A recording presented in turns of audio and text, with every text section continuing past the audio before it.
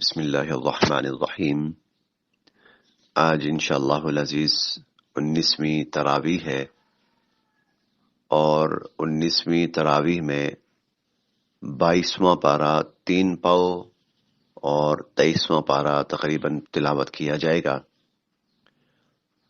اس ایک پارے میں اللہ رب العزت نے جو مضامین بیان فرمائے ہیں ان میں سے چند باتوں کی طرف بس توجہ ہی دلانی ہے۔ آج سورہ سبا شروع کی جائے گی اور سورہ سبا میں اللہ رب العزت ایک تو قیامت کے آنے کی ایک منطقی وجہ بیان فرما رہے ہیں، کیونکہ قرآن کریم کے مضامین میں سے ایک بڑا مضمون اور ایک بڑا عنوان وہ آخرت پر ایمان لانا ہے۔ مرنے کے بعد زندہ ہونا، زندہ ہونے کے بعد میدان حشر میں جمع ہونا، وہاں انسانیت کا حساب کتاب ہونا، اور اس حساب کتاب میں اللہ رب العزت کے اصولوں کے مطابق اور اللہ رب العزت کے قانون کے مطابق اور اللہ رب العزت کے فیصلے کے مطابق جو کامیاب ہوں گے ان کا جنت میں جانا اور جو ناکام ہوں گے ان کا جہنم میں جانا۔ یہ ایمان بالآخرت ہے، تو قرآن کریم نے اس پر بہت زیادہ زور دیا ہے۔ تو یہاں آج کے سبق میں اس کی ایک منطقی وجہ بھی بیان کی گئی ہے کہ قیامت کیوں آنی چاہیے۔ تو اللہ تعالیٰ فرماتے ہیں کہ لِيَجْزِيَ الَّذِينَ آمَنُوا وَعَمِلُوا الصَّالِحَاتِ اولئک لہم مغفرۃ ورزق کریم۔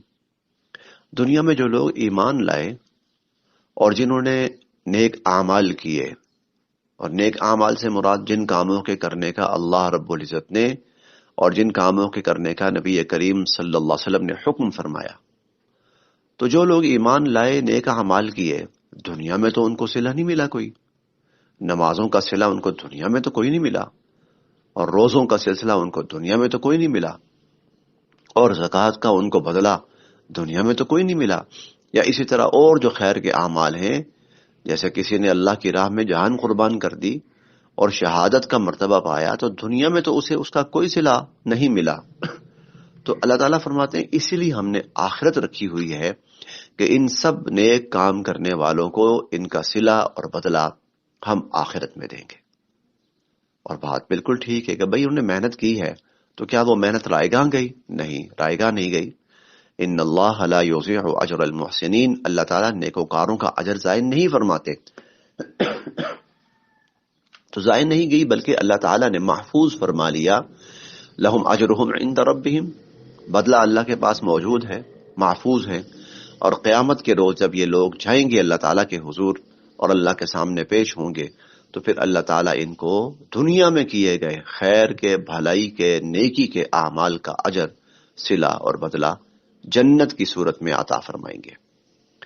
اور دوسری طرف وہ لوگ کہ جنہوں نے اللہ رب العزت کے احکامات کو نہ مانا، تسلیم نہ کیا اور اتباع الشہوات، ان کی تو ساری زندگی اپنی خواہشات کے پورا کرنے میں گزری، اپنی منمانیوں میں گزری، انہوں نے رب کو رب نہ جانا، نہ مانا، نہ اس کے حکم پہ چلے، تو پھر فرمایا کہ اولئک لہم عذاب من رجز علیم، تو ایسے لوگوں کے لیے پھر دردناک عذاب بھی ہے۔ تو جنہوں نے غلط کام کیے، ظلم کیے، قتل و غارت گری کی اور لوٹ مار کی، تو پھر اس کا بھی تو بدلہ ان کو دینا چاہیے، تو اس کا بھی حساب ان سے ہونا چاہیے، اس لیے اللہ تعالیٰ نے آخرت کا دن رکھا ہے۔ جو مضامین اور بیان ہوئے ہیں ان میں سے ایک مضمون بڑا عجیب ہے، اور وہ مضمون یہ ہے کہ ابلیس نے اللہ تعالیٰ کے سامنے دعویٰ کیا تھا کہ اے اللہ، میں آپ کی مخلوق کو، انسانوں کو گمراہ کروں گا، اور یہ اللہ تعالیٰ کے سامنے کھڑے ہو کر اس نے دعویٰ کیا، اور بڑے واضح لفظوں میں دعویٰ کیا کہ انسان کے ساتھ میری دشمنی ہے اور اس کو میں گمراہ کر کے چھوڑوں گا۔ اور یہ بھی کہا تھا وَلَا تَجِدُ أَكْثَرَهُمْ شَاكِرِينَ، اے اللہ آپ دیکھیے گا کہ جو آپ کے اکثر بندے ہیں وہ شکر گزار نہیں ہوں گے، وہ آپ کے فرما بردار نہیں ہوں گے. یہ اس نے دعویٰ کیا تھا. آج کے اس سورہ سبا 22ویں پارے میں اللہ تعالیٰ عجیب بات فرماتے ہیں کہ وَلَقَدْ صَدَّقَ عَلَيْهِمْ إِبْلِيسُ ظَنَّهُ فَاتَّبَعُوهُ إِلَّا فَرِيقًا مِّنَ الْمُؤْمِنِينَ کہ ابلیس نے جو دعویٰ کیا تھا نا ان لوگوں کے بارے میں، تو ابلیس نے اپنا دعویٰ سچ ثابت کر دکھایا. اور فَاتَّبَعُوهُ انسانیت کی اکثریت اس ابلیس کے پیچھے لگی اور اس کی پیروکار بنی. الا فریقا من المؤمنین، فرمایا سوائے ایمان والوں کو چھوڑ کر، ایمان والوں کی تھوڑی سی تعداد، اس کو چھوڑ کر ایک بڑی تعداد وہ اللہ کے راستے کو چھوڑ کر شیطان کے راستے پہ لگی. اسی لیے اس 22ویں پارے میں اللہ تعالیٰ یہ بھی فرماتے ہیں ان الشیطان لکم عدو فاتخذوه عدوا، شیطان تمہارا دشمن ہے، تم بھی اس کو دشمن بناؤ. انما يدعو حزبه ليكونوا من اصحاب السعیر، وہ تو لوگوں کو صرف اس لیے بلاتا ہے تاکہ ان کو جہنم کے راستے کی طرف لے کے چلے اور ان کو جہنمی بنائے. ساتھ اللہ تعالیٰ یہ بھی فرماتے ہیں وما كان له عليهم من سلطان، کوئی اتنی پاور نہیں تھی شیطان کے پاس، اتنی طاقت نہیں تھی شیطان کے پاس کہ اگر اللہ تعالیٰ لوگوں کو جنت میں لے جانا چاہتے تو وہ لوگوں کو جہنم میں لے جا کے دکھاتا. نہیں، شیطان کے پاس اتنی طاقت نہیں تھی. الا لنعلم من يؤمن بالآخرة ممن هو منها في شک. اللہ تعالیٰ فرماتے ہیں کہ ایسا کیوں ہوا، شیطان کے پیچھے لوگ کیوں لگے؟ تو اس کی وجہ یہ بیان فرمائی کہ آخرت کے بارے میں لوگ تردد، شک اور انکار میں مبتلا ہوئے. اس وجہ سے وہ شیطان کے پیچھے لگے، کیونکہ شیطان جو برائی دکھاتا تھا دنیا میں نقد اس کا صلہ دکھاتا تھا، یہ برائی ہے، یہ اس کا صلہ ہے. اور اللہ تعالیٰ فرماتے تھے کہ وعدہ ہے آخرت میں ملے گا. دنیا میں ہو سکتا تھوڑا بہت مل جائے اور دنیا میں ہو سکتا نہ بھی ملے، تو وقتی طور پر سامنے فائدہ دیکھ کر لوگ شیطان کے پیچھے لگے اور اللہ کے آخرت کے وعدے کو بھلا دیا. یہ ایک بڑی وجہ بنی کہ انسانیت شیطان کی پیروکار بنی اور شیطان کے پیچھے لگے.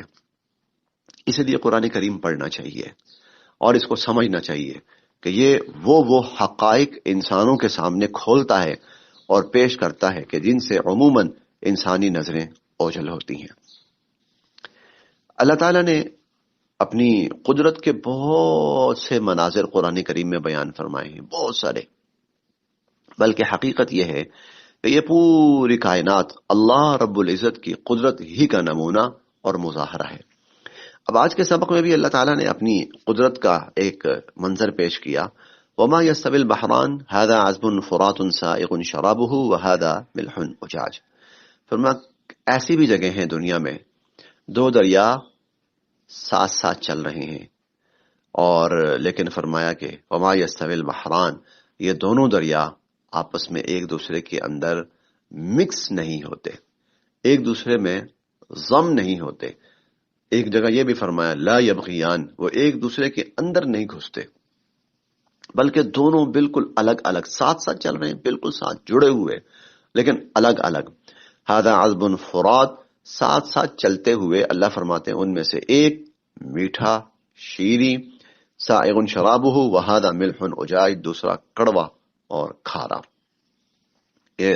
اور یہ بھی فرمایا ومن کل تأکلون لحما طریا، کہ دونوں سے پانی میٹھا ہے یا پانی کڑوا ہے، شیریں ہے یا کھارا ہے. فرمایا دونوں سے تأکلون لحما طریا، تازہ مچھلی تمہیں ملتی ہے، کھاتے ہو، تم دونوں کھاتے ہو. یہ اللہ کی قدرت ہے. دو پانی ساتھ چل رہے ہیں لیکن دونوں کا رنگ مختلف، دونوں کا ذائقہ مختلف، ساتھ چلتے ہوئے وہ ایک دوسرے کے اندر شامل بھی نہیں ہوتے بلکہ الگ الگ رہتے ہیں. تو اللہ رب العزت کی ذات جب چاہے، جو چاہے، جس شکل میں کرنا چاہے کرنے پر قادر ہیں. اس 22ویں پارے کے آخر میں جا کر سورہ یاسین شروع ہوتی ہے، اور سورہ یاسین کی تلاوت کی تلقین فرمائی ہے نبی کریم صلی اللہ علیہ وسلم نے کہ مسلمان روزانہ اس کی تلاوت کرے. اور سورہ یاسین کو قرآن کریم کا دل قرار دیا گیا ہے، اور حضور علیہ الصلوۃ والسلام کا فرمان مبارک ہے کہ یہ قرآن کا دل ہر مسلمان کے دل میں ہونا چاہیے. یعنی اس کو زبانی یاد کیا جائے، اس کے مضامین پر دھیان دیا جائے، غور کیا جائے۔ جو مضامین بیان ہوئے ہیں ان میں سے ایک تو اللہ تعالیٰ نے ایک قصہ، ایک قوم کا واقعہ بیان کیا، برحق واقعہ، سچا واقعہ۔ اصحاب القریہ سے اس واقعے کو شروع فرمایا، وہ بستی والوں کا واقعہ آپ ان کے سامنے بیان فرمائیں۔ وَضْرِبْ لَهُمْ مَثَلًا اصحاب القریہ۔ اللہ تعالیٰ نے وہاں 2 انبیاء علیہم السلام بھیجے کہ جاؤ ان کو سیدھا راستہ دکھاؤ، ان کو ایمان کی طرف لاؤ، کفر سے نکالو۔ عموماً قوموں کا جو رویہ رہا ہے فَكَذَّبُوهُمَا، کہ انہوں نے ان نبیوں کی باتوں کو ماننے سے انکار کیا، جھٹلایا۔ فَعَزَّزْنَا بِثَالِثٍ، اللہ تعالیٰ فرماتے ہیں پھر ہم نے ایک اور نبی بھیج کر ان کی مدد کی اور ان کو تقویت پہنچائی۔ لیکن لوگوں کا رویہ، لوگوں کا طرز عمل اور لوگوں کا معمول یہی رہا، بلکہ لوگ الجھنا شروع ہو گئے انبیاء علیہم السلام کے ساتھ، تکذیب، الجھاؤ اور دھمکیاں دینے پر اتر آئے۔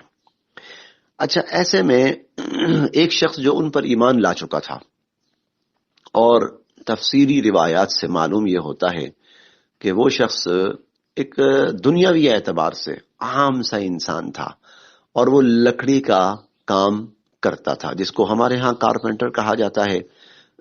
تھیلا اٹھایا اور اپنا چل پڑے کام کاج پہ۔ وہ ان انبیاء علیہم السلام کو اللہ کا سچا نبی مان چکا تھا۔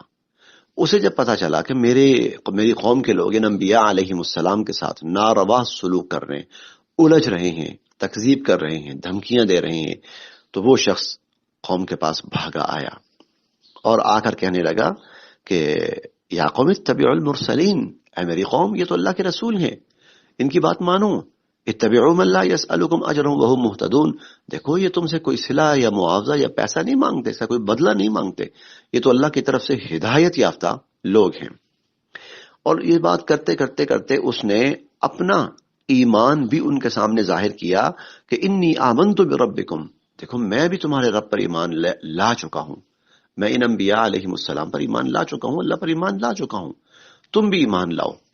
یہ سننا تھا کہ قوم انبیاء علیہم السلام کو چھوڑ کر اس نوجوان پر پل پڑی، اس کو مارا مارا مارا، اتنا مارا کہ اس کو شہید کر دیا۔ وہ شہید ہو گیا، شہادت کا مرتبہ پا گیا۔ اللہ تعالیٰ فرماتے ہیں جب وہ شہادت کے رتبے پہ فائز ہو گیا، قیل ادخل الجنہ، اسے کہا گیا جا جنت میں داخل ہو جا۔ وہی بات جو شروع میں کہ دنیا کے اندر تو بے شک تکلیف اٹھائی جائے گی، پریشانی آئے گی، لیکن اس کا صلہ آخرت میں ہے۔ یہ شخص جان سے گیا، ظلم برداشت کیا، لوگوں کا تشدد برداشت کیا، لیکن اس کا اللہ تعالیٰ نے صلہ دیا، قیل ادخل الجنہ، اسے کہا گیا جنت میں داخل ہو جا۔ تو اس نے پھر وہاں کچھ جملے کہے، اس کے جملے ایک دنیاوی اعتبار سے عام سا انسان، ایک کارپینٹر، ایک لکڑی کا کام کرنے والا بڑا ہی شخص، اللہ رب العزت نے اس کو یہ عزت دی، یہ مقام دیا کہ اس کے منہ سے نکلے ہوئے الفاظ کو قرآن مجید کا حصہ بنا دیا۔